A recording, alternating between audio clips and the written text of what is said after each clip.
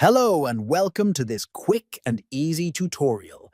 If you use Google Chrome on your mobile phone and want to set a custom homepage like google.com or any other website, you're in the right place. Today, I'll walk you through each step to help you set it up properly. First, open the Google Chrome app on your mobile device. Next, tap on the three vertical dots located at the top right corner of the screen. Then, from the menu options, scroll down and tap on Settings. After that, look for the option labeled Homepage and tap on it. Now, make sure the homepage setting is turned on by toggling the switch.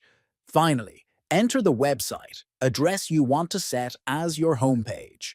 For example, type in google.com or any site of your choice. That's it.